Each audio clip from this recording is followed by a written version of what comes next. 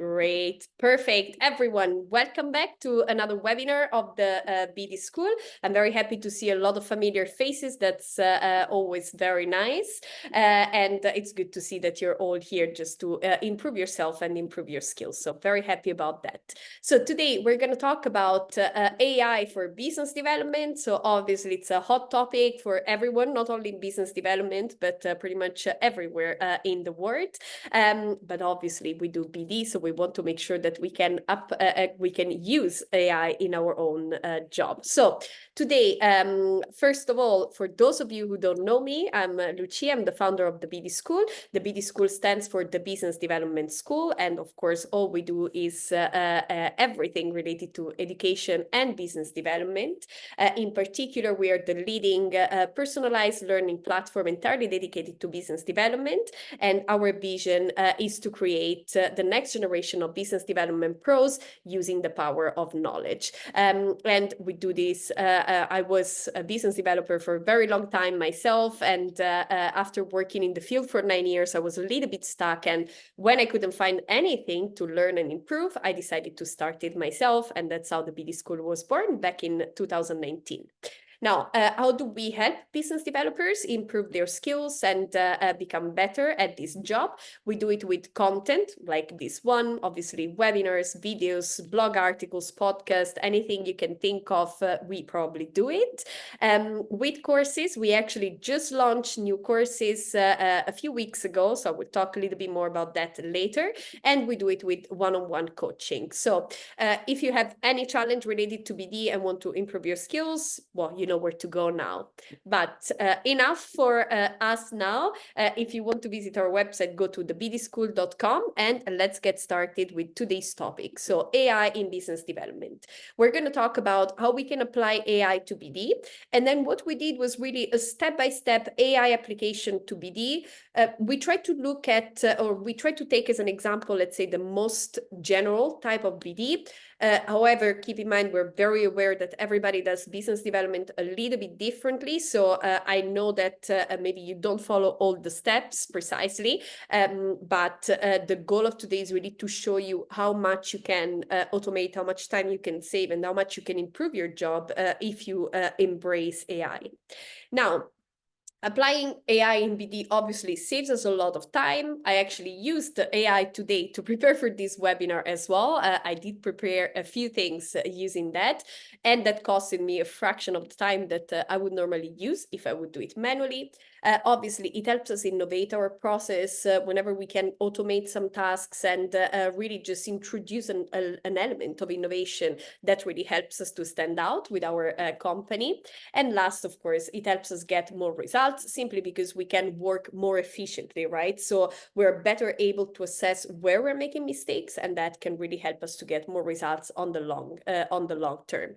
Now, before we start, if you forget anything else about this webinar, which I hope is not the case, I want you to remember this quote that I just came up with. I think Victor will be very happy to see this quote. This quote is if you can dream it, an AI can do it. Why is that? Because very often when when we're doing training and we're talking or coaching, with business developers, very often they're like, oh, but I don't know how to do this thing, and it's taking me so long, and so on. Now, most of the times, for most of the things we want to do, there is probably an AI or a tool or an automation that can actually help us do it faster and better. So my first tip for you is if whenever you're doing some sort of business development activities, if it's taking you too long to do it manually, just Google tool to do this specific thing, right? So tool to find email addresses, tool to build leads list and so on, but literally anything, just Google it, and I guarantee you're going to find the tool that does that. So if you can dream it, an AI can do it. Keep that in mind.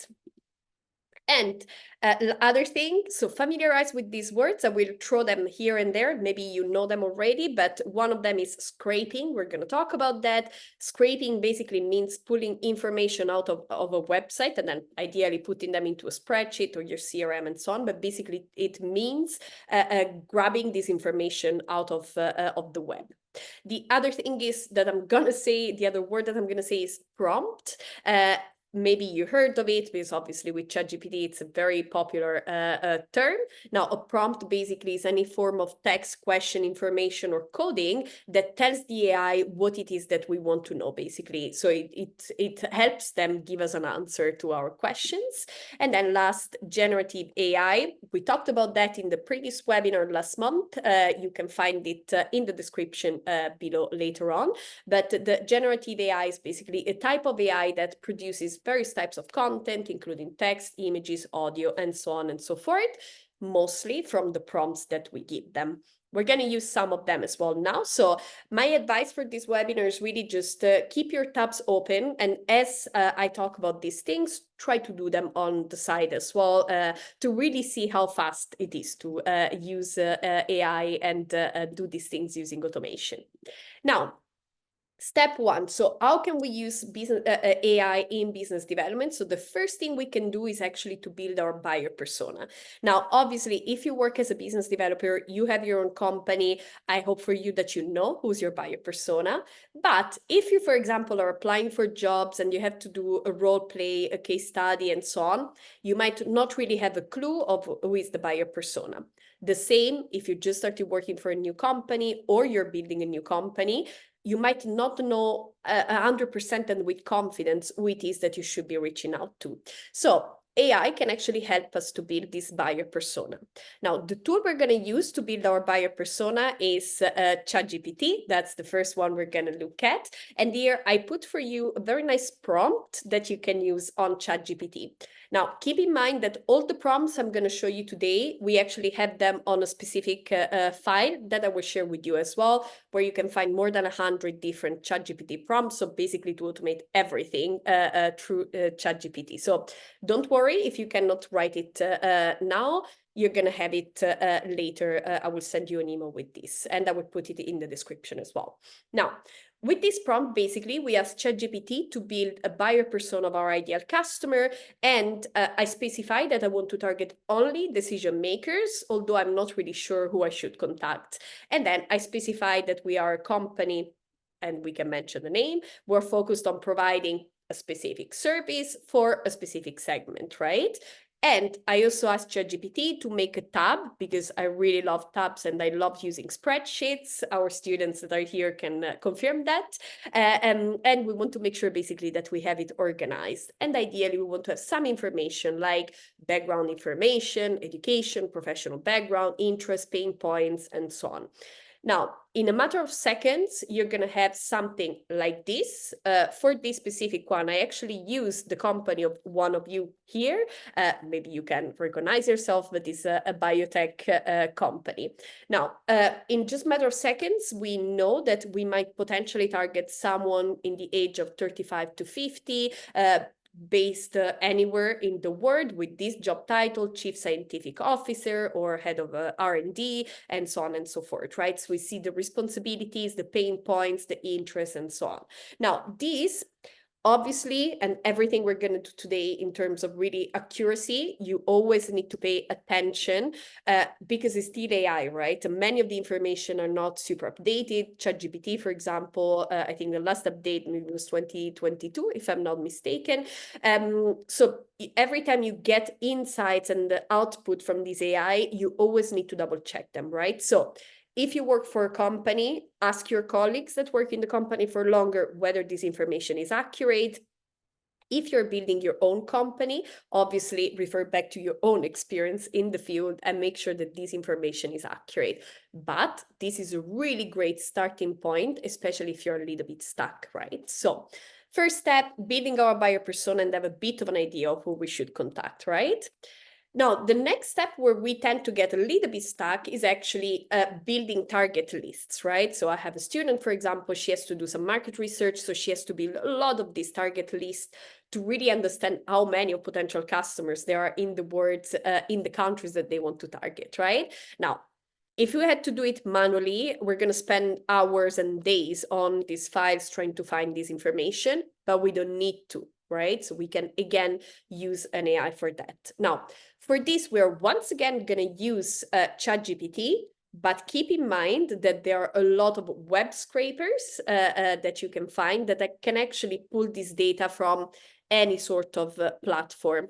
One platform that is very famous in terms of really being a database full of insights about companies and people, it's Crunchbase. Crunchbase is a directory basically of all businesses that exist in the world. So you can use an automation tool on Crunchbase to basically scrape all the tools, to scrape all the data. But if we want to use ChatGPT, what can we do? Well, we use another prompt. Again, I remind you, you're going to have it after in our library.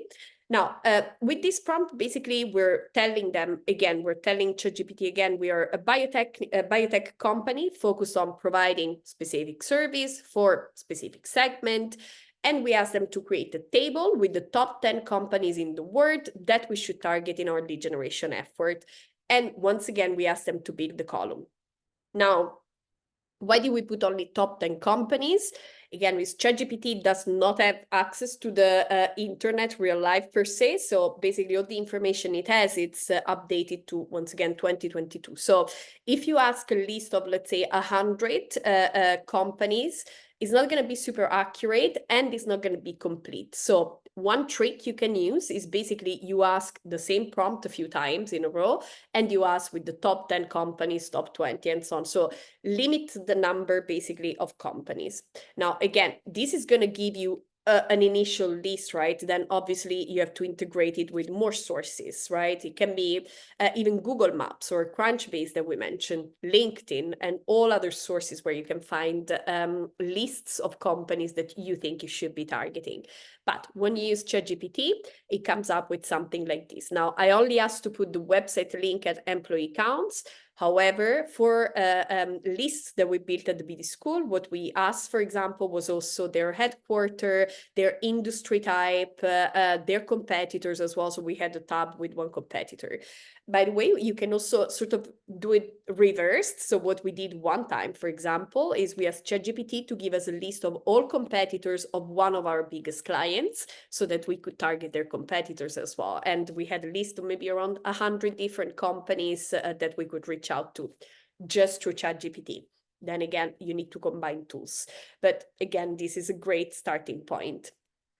Now, obviously, once we have this list of companies, we need to find decision makers, right? So we need to reach out to these people somehow. We need to make sure that the right people see what we do.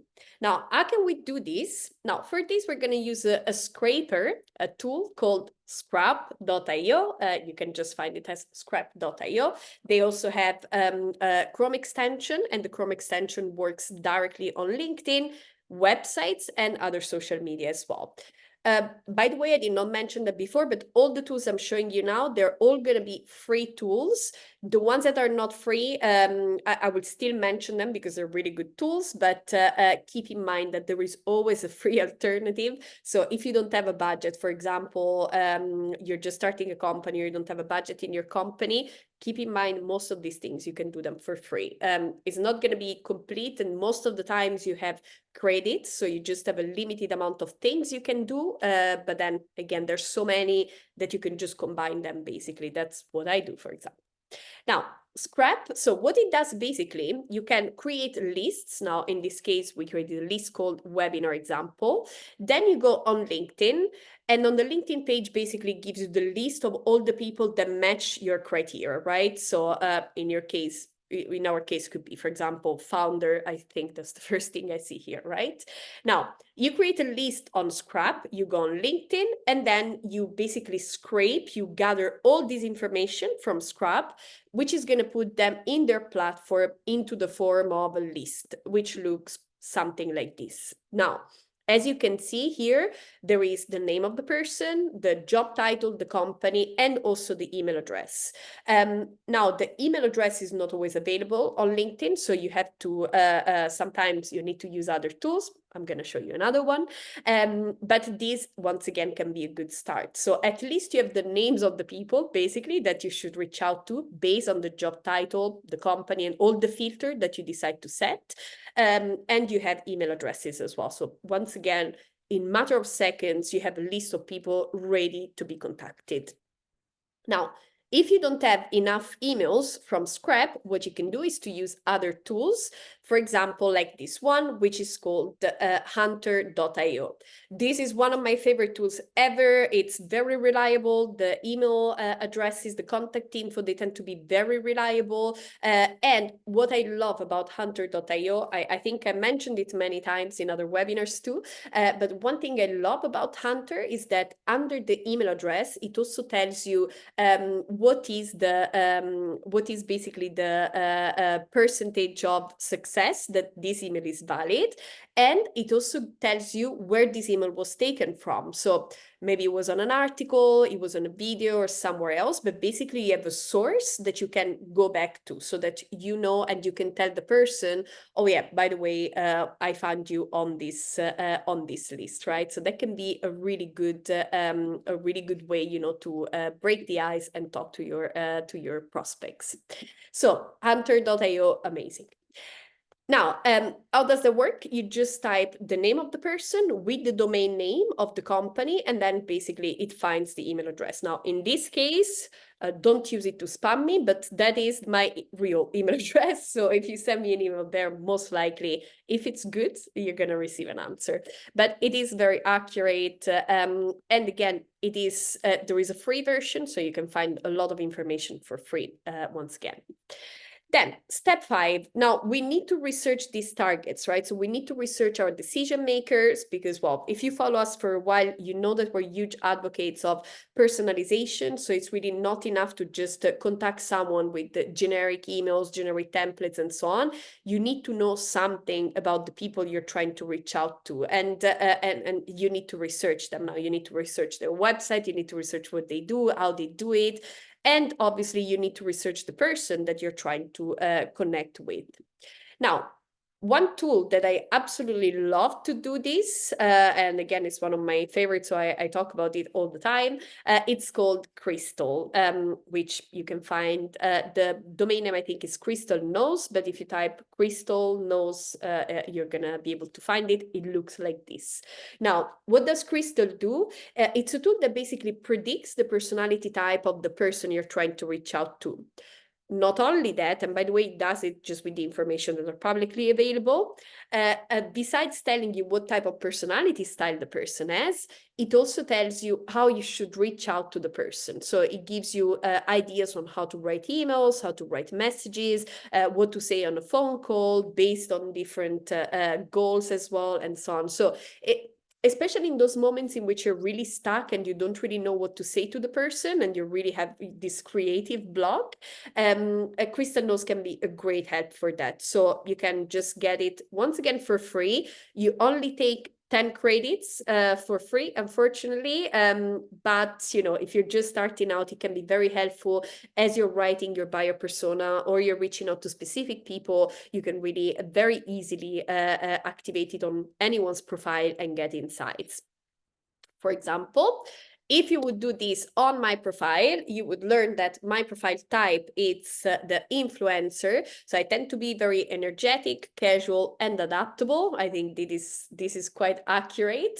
And then, as you see, it tells you like what are the how to communicate with me, right? And it tells you to explain different possibilities, opportunities, and ideas. You can send me visual aids like graphics, charts, and images, and you should keep the energy light with jokes or an upbeat attitude. It is scaringly accurate, I would say. And there's also the don't do it, right? So don't overfill the call with a lot of analysis and data. That is very true for me. And don't focus on details at the start. That is also very good in my case. So it's very accurate. Now, keep in mind, again, so these tools, right, that kind of predict personality or behaviors and so on, they are rooted in science somewhat, but we know that when we talk about, of course, science that has to do with humans, it's never 100% accurate, right? So take it as a way to, you know, get unstuck and to get ideas and to get creative when you're trying to reach out to the person and really connect. But don't rely only on this, right? So again, obviously, as usual, use common sense. I think that's the best tip for this one. Moving on. Step 6, personalization. So as mentioned, we really believe in personalization because it's I mean, nowadays everybody is reaching out to companies with a lot of templates and so on. I mean, if you type, for example, templates, cold outreach templates on Google, you're going to find a lot of templates. Now, what is the problem with this is that everybody uses them, and people know now, they understand what is a template and what is genuine, what is real, where there is a person behind that, right? Now, if you're reaching out to someone, be it a client, an investor, partners, and so on, the same principle stands. You need to personalize your approach to the other person. Now, one thing is understanding the behavior style, so you know what tone of voice you should use with this person. But then obviously the other thing is really to customize the messages and the emails you're sending out. Now, obviously, there are tools that can help us with that as well. One of them is the cold email generator by close.io. Now, close.io is a CRM. I personally never used the CRM tool from Close, but I did test with their cold email generator here. So basically how it works, you just put your prompt, right? So you describe your company, and you decide what call to action you want the email to be, what is your product, and then it generates a cold email. Now, once again, these emails are probably going to sound AI generated, and you don't want to sound AI generated. So it's important that you review these emails after that, and you make sure that you really customize them to the other person. But once again, for those moments that you're stuck, and I can imagine, you know, if you have to send, you have to reach out to 20, 30, or even more people a day, you want to make your life efficient, right? Okay, the personalization, but it needs to be made at scale, right? So you won't have time to personalize every single person, especially if you work on very high volumes, right? So you need to simplify your life, basically.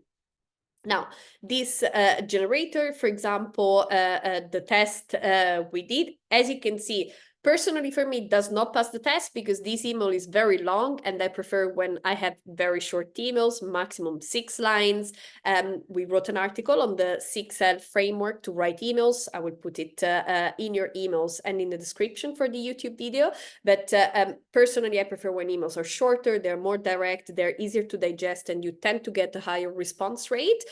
But again, this gives you some ideas on how you could start the email. So again, if you're stuck, this can be a very good alternative. And basically, you don't have the excuse anymore that you don't know what to write, because if you really are under pressure and you have to send out these emails, this, although it's not a perfect email, is better than nothing. So in case you're stuck, go for it and make your life easy. Now, step 7, build sequences. Now, for those of you who are not familiar with the concept of a sequence, the sequence basically is an approach that you use when you're doing cold outreach with specific people, with targets and so on, in which basically you have a sequence of different touch points. So you might have one email, one LinkedIn message, one phone call, and so on and so forth. So you have many different steps in the process of reaching out to your prospects. This step, or this different steps of outreaching, is called a sequence, basically, because they're sequential steps, right? Now, personally, I prefer cold outreach process where I integrate many different channels. So I would probably have an email, I would have a LinkedIn message, I would have a phone call, I would have a comment on a LinkedIn post, and so on. So it's basically many different steps in which your goal is to put yourself in front of your prospects, right? As many times as possible to stay on top of mind. Now, obviously, we can do it manually. I hope for you, you do have a CRM, but I know not everybody does. It's still a rare product to have in a company somehow. So if you're doing it manually, how it works usually is you're sending an email through your Gmail account or Outlook account, and then basically you have to set reminders somewhere so that you remember to reach out again to the same person. Now, this is a problem of the past for many years now, maybe not for all of us here, but it is a problem of the past because there are so many tools that can help you to automate your outreach. Now, a little disclaimer before we get into the automation. my advice for everyone that is just starting in a new company, starting a business, or starting in business development altogether, or starting with cold outreach using sequences and so on, do not automate the process at the beginning.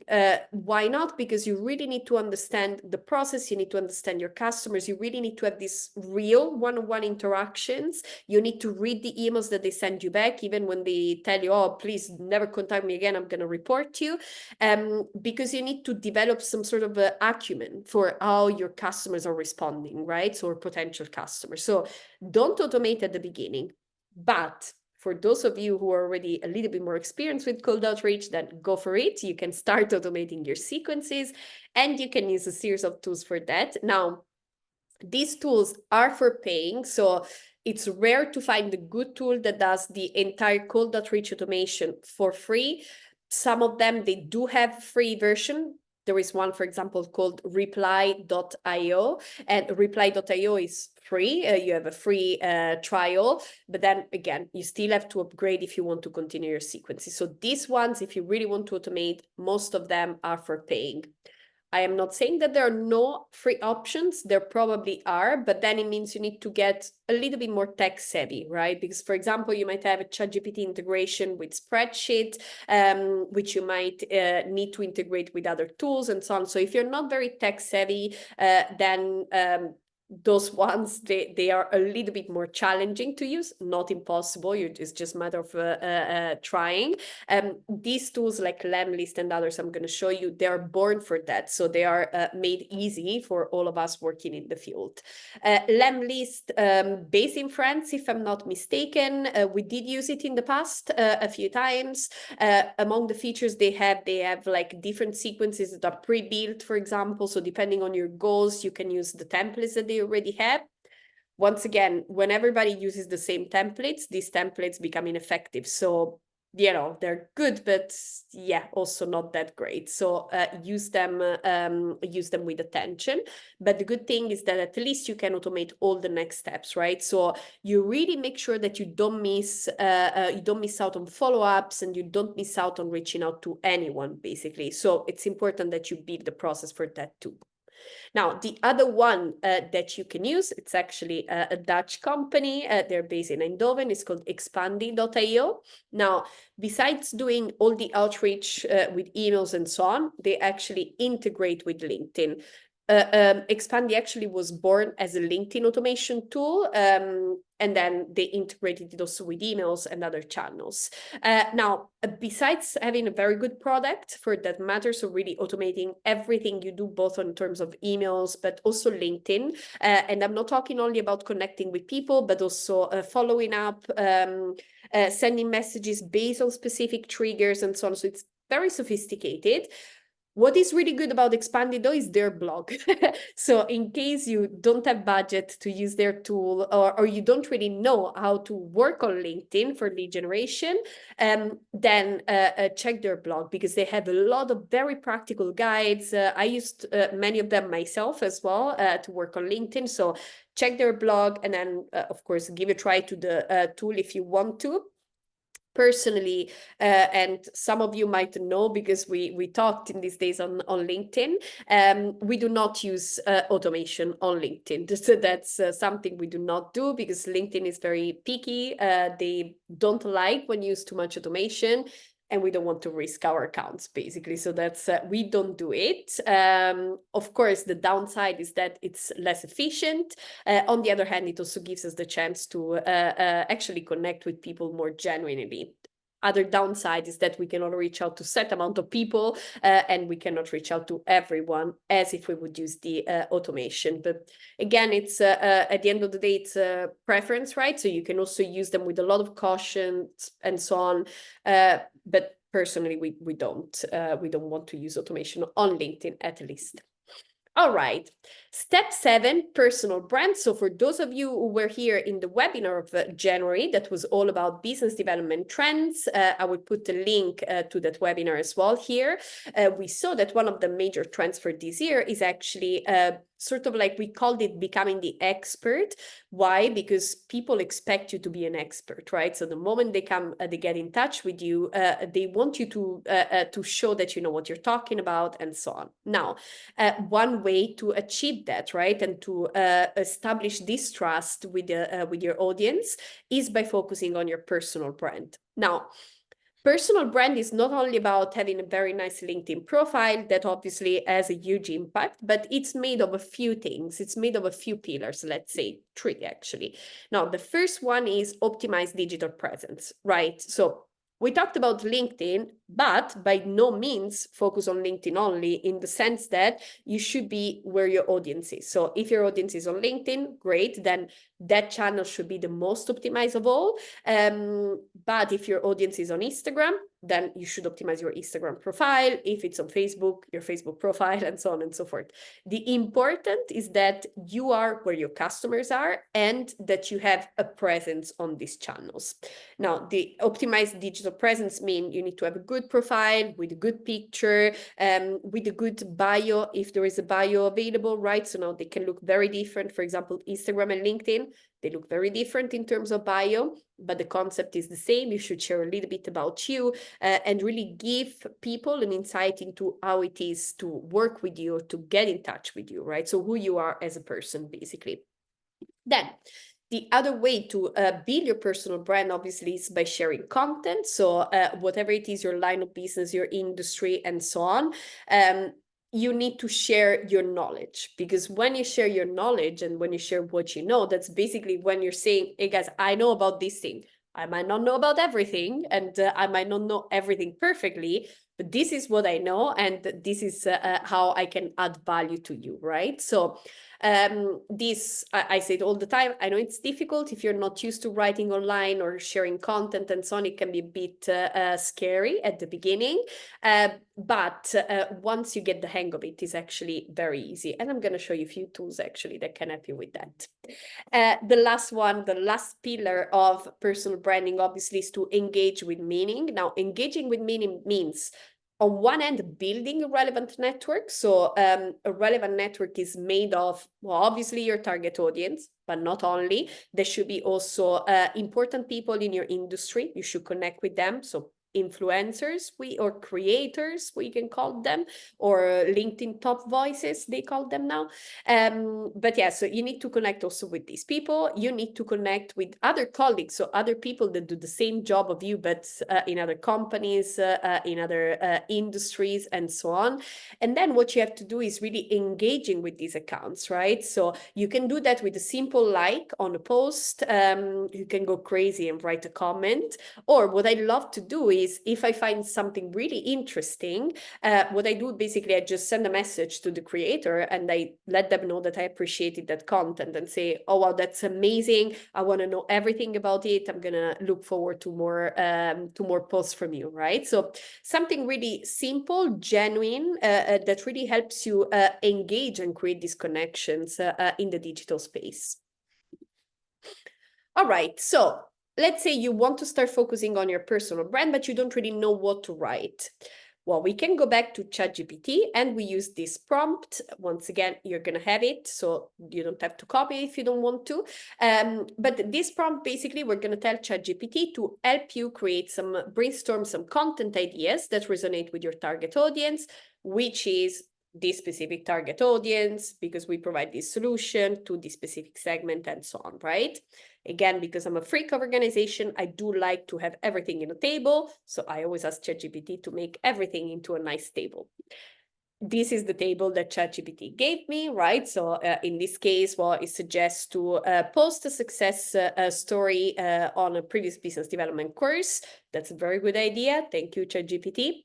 Post videos, so for quick tips, share testimonials, and so on and so forth. So basically, it tells you, like, it gives you some ideas of how you can write it. Now, You can also ask ChatGPT to directly write the post. So for example, after this, I would have a follow-up prompt and say, okay, great. I want to share a success story from a previous business development course.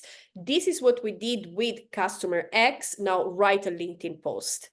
It works. And again, it can save you some time, but especially with content creation, do yourself a favor and please do update what you get, because the output that ChatGPT gives is it's really ChatGPT. So you can see it like far from 10 miles, that is ChatGPT.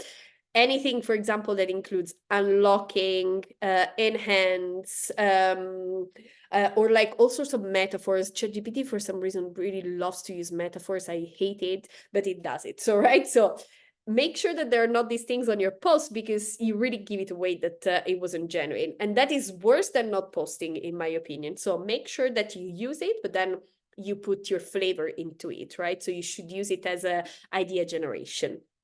Now, another tool, which is really good for brainstorming purposes, is called pi.ai. And it's literally a brainstorming AI. So you can ask them anything, basically. Even like, I don't know what to eat tonight. Can you help me brainstorm? Now, in this case, we asked them to actually brainstorm content topics that can resonate with our target audience and so on.